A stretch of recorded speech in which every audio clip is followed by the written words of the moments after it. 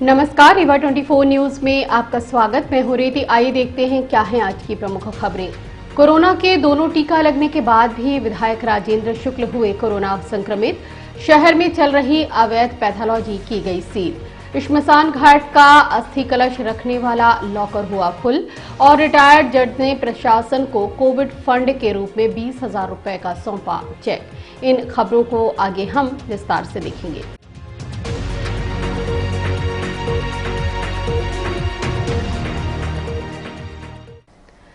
रीवा के हालात लगातार बिगड़ते जा रहे हैं। पूर्व मंत्री व वर्तमान विधायक राजेंद्र शुक्ल व अभिनेता कुमुद मिश्रा को भी कोरोना ने अपनी आगोश में ले लिया।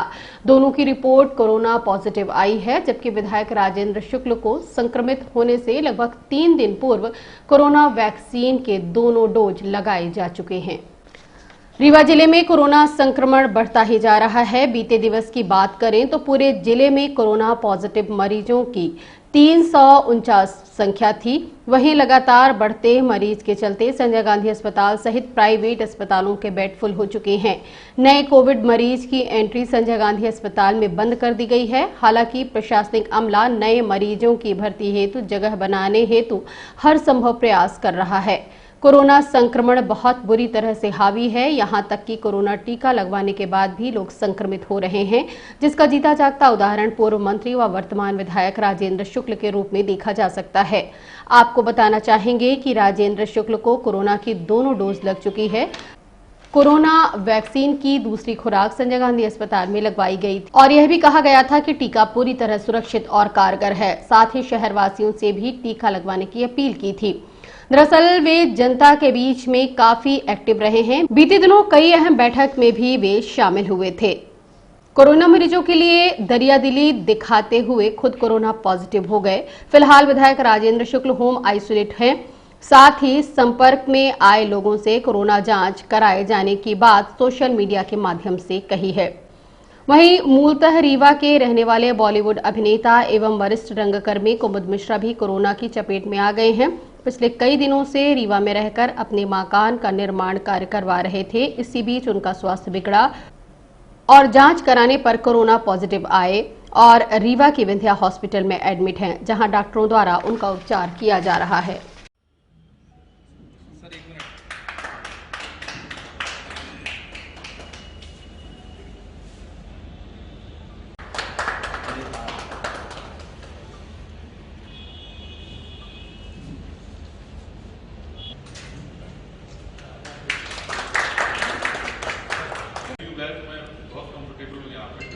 नॉर्मली मुझे पता होता है कि इतने सारे लोग हैं, तो मैं वैसे ही मैं ऐसे कहा भी था मैं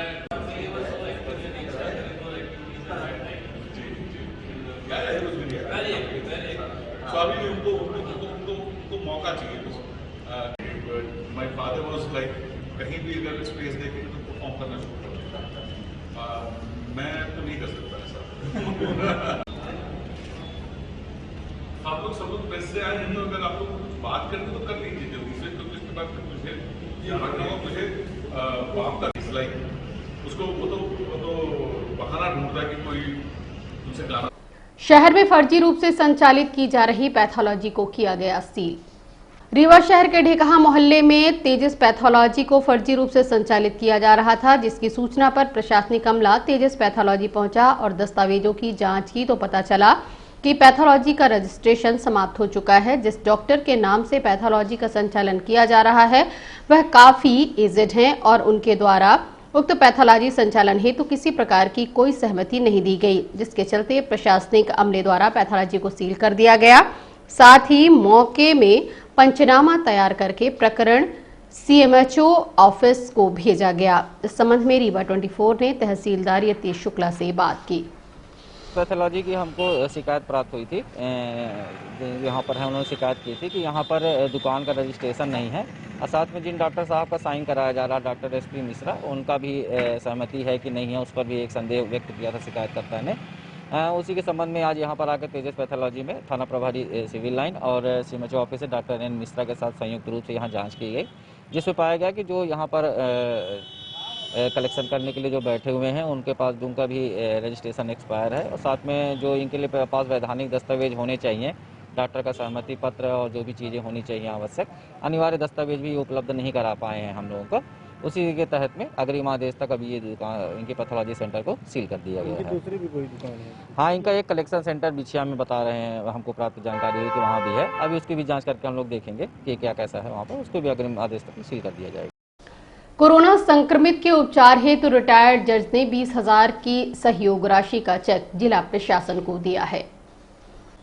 रीवा के पीटीएस मोहल्ला सोंधिया ब्रेड फैक्ट्री के पास रहने वाले रिटायर्ड जज निर्मला छाबड़ा द्वारा कोरोना संक्रमित लोगों के उपचार हेतु जिला प्रशासन को 20,000 रुपए की सहयोग राशि का चेक सौंपा है। इस संबंध में तहसीलदार यतीश शुक्ला एवं निर्मला छाबड़ा से बात की गई। हाँ, आज ये पीटीएस चौराहे में सोंधिया बेकरी के पास ये रहती हैं सुश्री निर्मला छाबड़ा मैम हैं, रिटायर्ड जज है। आज उनके द्वारा स्वयं से हमसे संपर्क किया गया जिला प्रशासन से और उनके द्वारा कहा गया कि मैं जो भी कोविड अपना चल रही है महामारी उसके संबंध में मैं भी आर्थिक सहायता करना चाहती हूँ। उसी के तारतम्य में हम लोग आज यहाँ आए हैं और मैडम के द्वारा 20,000 रुपये की जिला प्रशासन की सहायता की गई है, 20,000 रुपये की चेक के माध्यम से, जिसे हम लोगों ने प्राप्त कर लिया है। की बीमारी से पीड़ित है और चारों तरफ हाहाकार मच रहा है, बहुत व्यक्ति परेशान है, जिसके लिए सरकार की मदद करना और आम जनता की सेवा करना हमारा पहला कर्तव्य है।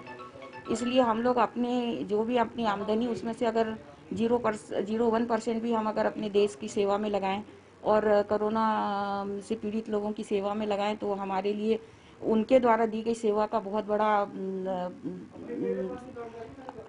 हमें सेवा करने का उन्होंने जो मौका दिया है उसका हमें लाभ लेना चाहिए। और इसी उद्देश्य से मैंने सेवा भाव के उद्देश्य से मैंने आज 20,000 का चेक कोरोना फंड में दान किया है। मेरा नाम निर्मला। कोरोना ने रीवा में मचाया हाहाकार। जहां एक तरफ संजय गांधी अस्पताल पूरी तरह से कोरोना मरीजों से फुल हो चुका है, वहीं दूसरी तरफ बंदरिया श्मशान घाट का अस्थि कलश लॉकर भर गया है। आलम यह है कि लोगों को अस्थि कलश रखवाने में काफी मशक्कत करनी पड़ रही है। कोरोना महामारी की दूसरी लहर ज्यादा खतरनाक साबित हो रही है। लगातार मरीजों में इजाफा हो रहा है। जहां संक्रमित मरीजों की संख्या बढ़ रही है, वहीं मौत के आंकड़े भी बढ़ रहे हैं। जहां एक तरफ संजय गांधी अस्पताल में मरीजों को भर्ती कर रहे हैं तो बेड नहीं खाली हैं। लोगों को मरीज को भर्ती करवाने में पसीने छूट रहे हैं। पूरे अस्पताल में चीख पुकार का आलम बना हुआ है। वहीं दूसरी तरफ बंदरिया श्मशान घाट के मृतकों के अंतिम संस्कार के लिए लोगों की लंबी कतारें लगी देखी जा रही हैं। आलम यह है कि शवों के अंतिम संस्कार के लिए कभी कभी दूसरे दिन तक का इंतजार करना पड़ रहा है। कोरोना ने इतना विकराल रूप धारण कर लिया है कि कई शवों को नगर निगम कर्मियों द्वारा ही मुखाग्नि दी जा रही है। लोग डर के कारण अपनों को मुखाग्नि देने तक नहीं पहुंच पाते। श्मशान घाट में लाशों का ढेर लगा हुआ है, जिन्हें नगर निगम द्वारा क्रमबद्ध तरीके से अंतिम संस्कार की व्यवस्था की जा रही है। वहीं बंदरिया श्मशान घाट में अस्थि कलश के लिए बनाया गया लॉकर भी फुल हो चुका है। इस तरह के हालात रीवा में पहली बार देखने को मिल रहे हैं।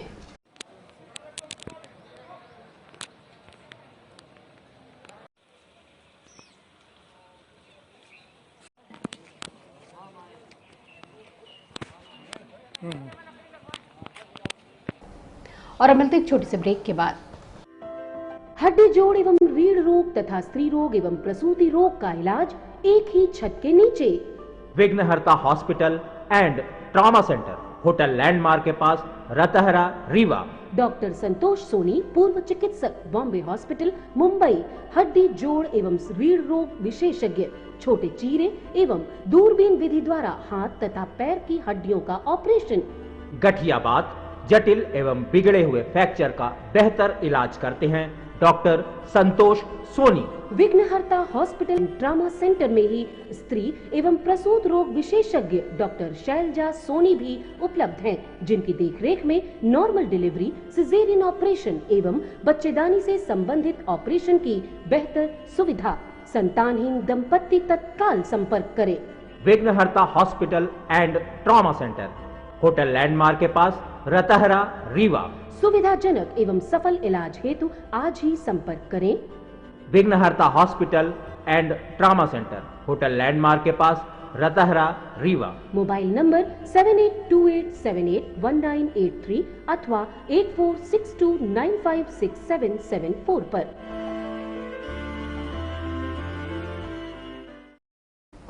मां और बच्चों को कोरोना संक्रमण एवं बचाव व उपचार हेतु डॉक्टर सौरभ पटेल, बाल एवं शिशु रोग विशेषज्ञ ने दी संक्षिप्त जानकारी। जैसा कि आपको विदित है, वर्तमान समय में कोरोना संक्रमण की दूसरी स्टेज का दौर जारी है, जो कि युवा समेत बच्चों को भी संक्रमित कर रहा है। मां और बच्चों में कोरोना संक्रमण एवं बचाव व उपचार हेतु श्याम शाह मेडिकल कॉलेज में पदस्थ डॉक्टर बाल एवं शिशु रोग विशेषज्ञ सौरभ पटेल ने संक्षिप्त जानकारी वीडियो जारी करते हुए दी है, जो कि शहरवासियों की सुविधा हेतु सिटी केबल नेटवर्क रीवा 24 अपने दर्शकों के साथ साझा कर रहा है। ध्यान से वीडियो को देखिए और सुनिए। नमस्कार, मैं डॉक्टर सौरभ पटेल, बाल एवं शिशु रोग विशेषज्ञ, मेडिकल कॉलेज रीवा। वर्तमान समय में हम सभी लोग कोरोना की सेकंड वेव को झेल रहे हैं, जहां पहली वेव में मुख्य रूप से बुजुर्ग एवं वरिष्ठ नागरिक प्रभावित हुए थे। इस लहर के दौरान साथ साथ बुजुर्गों और वरिष्ठ नागरिकों के साथ साथ हमारे देश के युवा वर्ग और साथ साथ बच्चे भी प्रभावित हो रहे हैं, जिसकी वजह से बहुत सारे क्वेश्चन, बहुत सारी समस्याएं अपने मन में आती हैं कि जैसे क्या होता है कि कई माएँ ऐसी हैं जो अपने बच्चे को स्तनपान करा रही हैं। उनके मन में शंका है कि क्या हम बच्चे को दूध पिला सकते हैं या नहीं पिला सकते, या बच्चा खुद संक्रमित हो गया तो हमें उसके लिए क्या करना है। इसके माध्यम से, इस वीडियो के माध्यम से हम इन्हीं दोनों प्रश्नों के संक्षिप्त में उत्तर जानने की कोशिश करेंगे।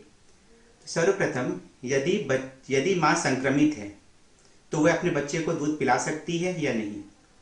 तो यदि माँ को कोई लक्षण नहीं है, हल्के फुल्के लक्षण हैं और वह होम आइसोलेशन में है, तो वह अपने शिशु को, अपने बच्चे को बिल्कुल स्तनपान करा सकती है, बशर्ते उसको कुछ बातों का ध्यान रखना पड़ेगा। जैसे कि हाथ अच्छे से धोना है, बच्चे को छूने से पहले कम से कम 20 से 40 सेकंड तक हाथों को अच्छे से धोना है। अच्छे से धोने का मतलब है हथेली अंदर का हिस्सा, ऊपरी हिस्सा, पीछे का हिस्सा, नकल्स, फिंगर टिप्स, उंगलियों के बीच का हिस्सा, अंगूठा, हर हिस्से को हम ध्यान से समय देकर के धोएंगे। उसके बाद ही बच्चे को लेंगे। यह प्रक्रिया कम से कम 20 से 40 सेकंड की होनी चाहिए। दूसरी बात, जब भी बच्चे को दूध पिलाएं तो मास्क जरूर पहने, और मास्क अच्छे से पहने। आपका मुंह और नाक अच्छे से ढका होना चाहिए और बार बार मास्क को अपने हाथ से टच नहीं करना चाहिए। यह तब है जब माँ को कोई माँ घर पे है और उसे लक्षण नहीं है या फिर बहुत सामान्य लक्षण और माँ होम आइसोलेशन पे। दूसरी बात, यदि माँ बीमार है और वह बच्चे को डायरेक्ट स्तनपान नहीं करा सकती है, तो भी माँ बच्चे के लिए दूध एक साफ कटोरी में निकाल सकती है, लेकिन उसके पहले भी वही प्रक्रिया दोहरानी पड़ेगी। हाथ को अच्छे से धोना है 20 से 40 सेकंड तक, मास्क पहनना है, सब कुछ करना है। उसके बाद एक साफ कटोरी में दूध अपना निकाल के, जिसको कहते हैं एक्सप्रेस ब्रेस्ट मिल्क, उसको निकाल के देना है, जो परिवार के दूसरे हेल्दी सदस्य बच्चे को पिला सकते हैं। तथा हमको ये भी ध्यान रखना है कि जब बच्चा सो रहा हो, बच्चा खेल रहा हो, तो हम बच्चे से दूरियां बना सकते हैं। ये तो हुई माँ की बात। दूसरी, अगर बच्चा स्वयं संक्रमित हो गया है, पहली बात घबराना नहीं है, बच्चे में संक्रमण के चांसेस इसमें भी बहुत कम हैं। और दूसरी बात, बच्चों को अगर संक्रमण हो भी जाता है तो भी संक्रमण के गंभीर स्थिति में जाने के चांसेस बहुत कम है, तो इसमें बिल्कुल भी नहीं घबराना है। हाँ, लेकिन सतर्कता रखनी जरूरी है। जैसे कि यदि इसमें मुख्य लक्षण क्या होते हैं, बुखार, सर्दी, खांसी, पेट में दर्द, दस्त, उल्टी, इसके अलावा और भी लक्षण होते हैं। तो यदि बच्चे को सामान्य बुखार, सर्दी, खांसी है, तो उसके लिए पैरासीटामोल का सिरप देना है, 3 से 4 बार दे सकते हैं। दूसरी बात, बच्चे का हाइड्रेशन अच्छे से मेंटेन करना है। बच्चे के शरीर में पानी की कमी नहीं होनी चाहिए। यदि बच्चा स्तनपान कर रहा है तो स्तनपान कराते रहना है। और साथ ही साथ उसमें अगर बच्चा बड़ा है, 6 माह से बड़ा है, तो उसमें उसको फ्रूट्स, जूसेस या बाकी चीजें, पानी, ये सब, दाल का पानी, ये सब दे सकते हैं। मतलब शरीर में पानी की कमी नहीं होनी है।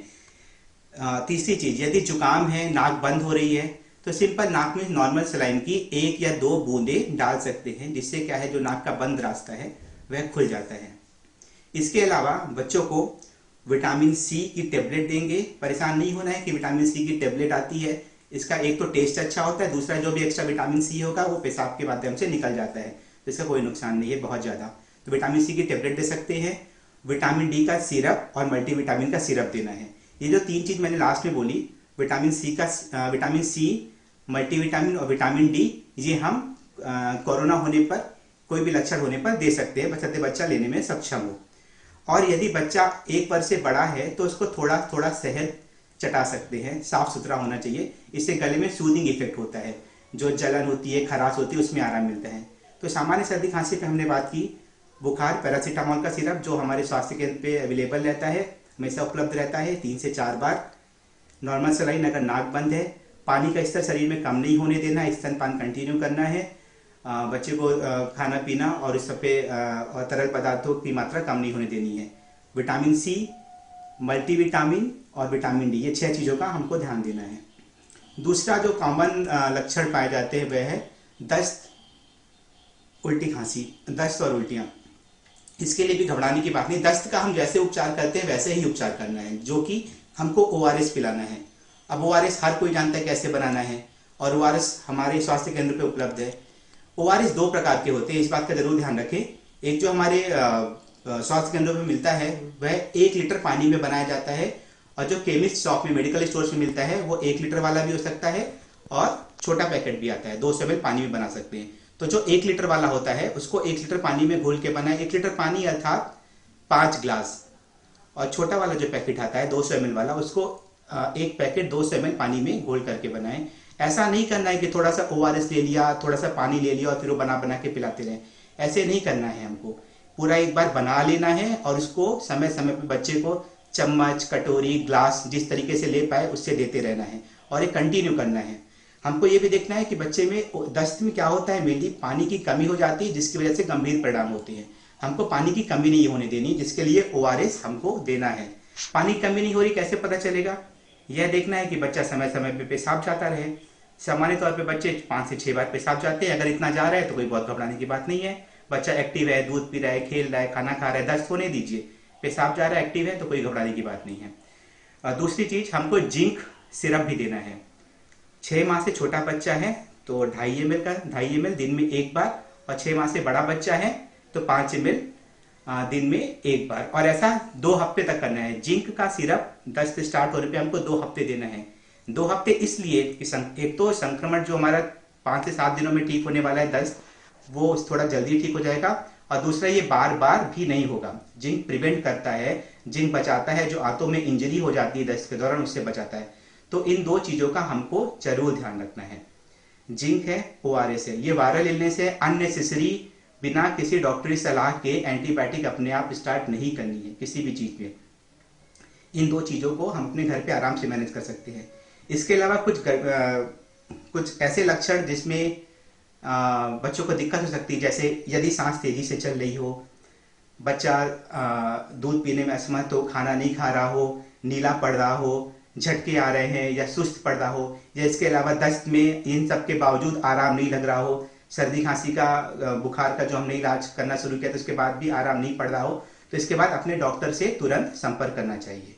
नजदीकी स्वास्थ्य केंद्र में डॉक्टर नहीं मिल पाते तो आशा कार्यकर्ता है, हमारे बहुत सारे स्वास्थ्य कर्मी हैं, इन सब के बारे में हर कोई जानता है, बहुत अच्छे से जानता है। पैनिक नहीं करना है, घबराना नहीं है, उनसे सलाह लेकर ही फिर आगे अपन को बढ़ना है।